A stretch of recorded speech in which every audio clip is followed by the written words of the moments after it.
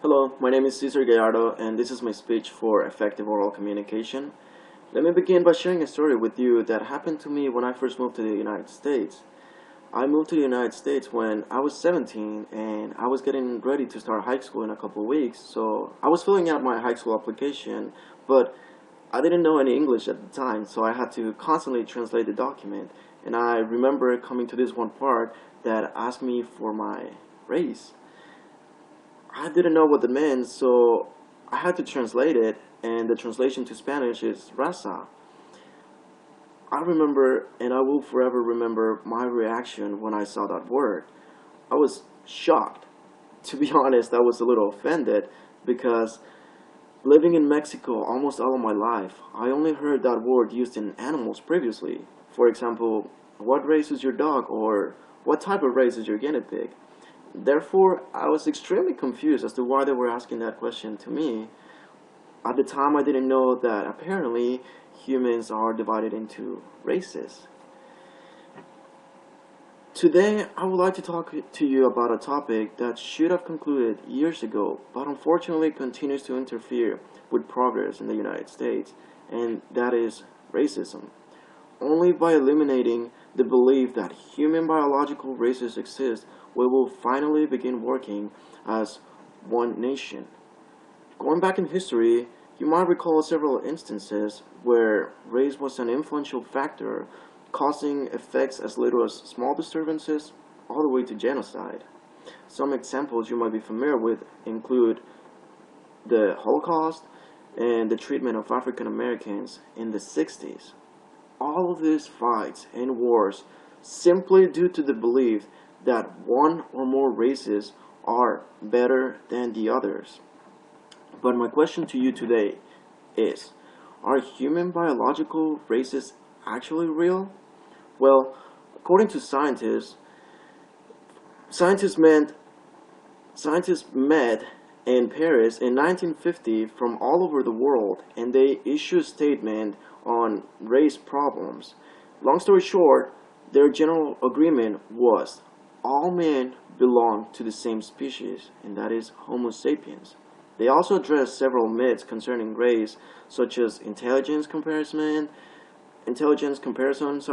temperament, personalities. In their response, there is no proof that the groups of mankind differ in their innate mental characteristics. In addition, let me give you another quick example. Chimpanzees and orangutans are the closest relative animals to humans. They share between 96 and up to 98% of our DNA. So, if the difference between chimps and human is so small, imagine the difference between two humans who are the same species but from different races. Well, according to website LifeScience.com, the DNA of two humans chosen at random generally varies by less than 0.1%. Consequently, if the biological differences between humans is so insignificant, why is it still such a substantial matter in the United States? Why do we talk about races as if we were completely different species? Because we are not. It is scientifically proven. Now, this scientists also agree that there are ethnic groups, and according to dictionary.com, the definition of ethnic is characteristics of people sharing a common and distinctive culture, religion, language, or the like. Be mindful though that these traits can easily change over time. Essentially, as Robert Wall Sussman from his book The Myth of Race explained, even though races do not exist, the concept of race obviously is still a reality, as it is racism. Now that you understand the scientific reasoning behind this topic, let's talk about the benefits of working as one team. One of the reasons why I love the military and I enjoy working for them is because you get to work with people from all over the country or even other countries.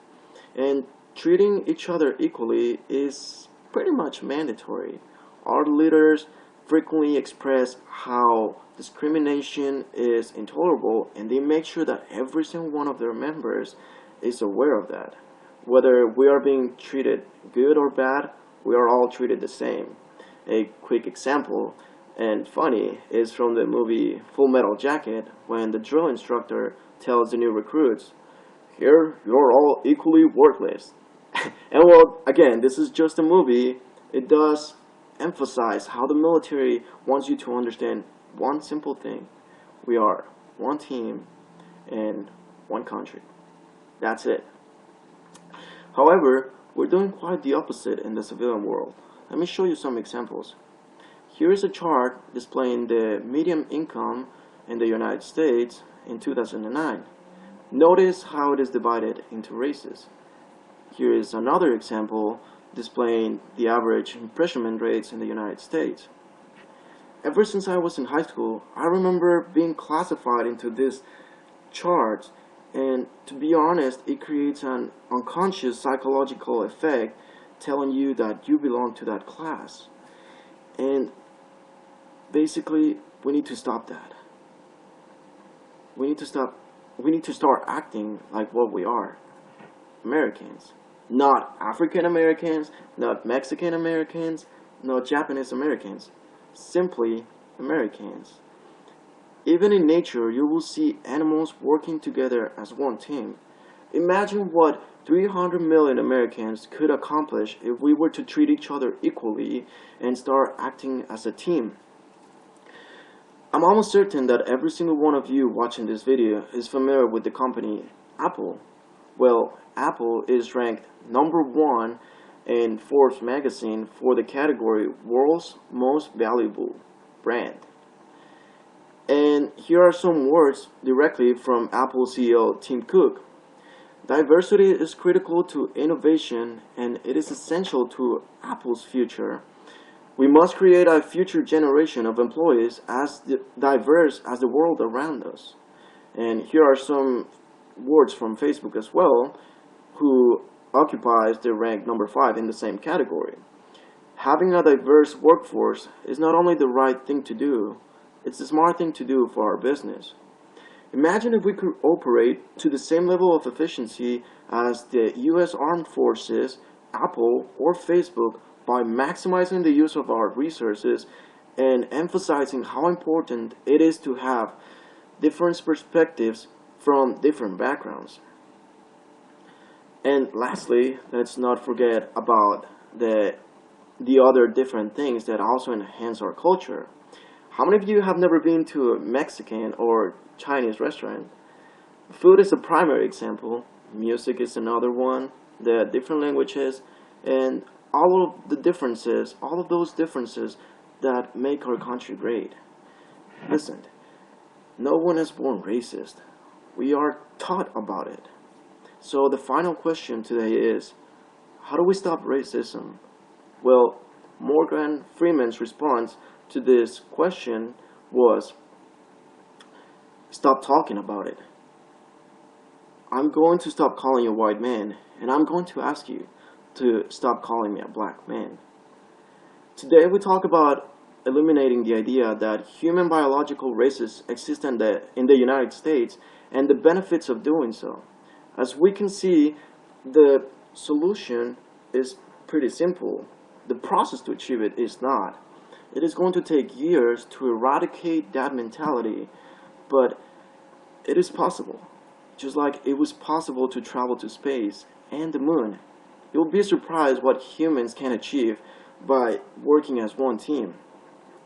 Finally, let me share one final experience with you that also happened to me in the military.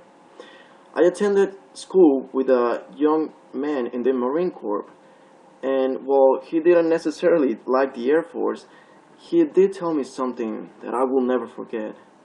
With a very thick Georgia accent, he said, "Listen, man, I don't care where you're from or what race you are, whether you are legal or not.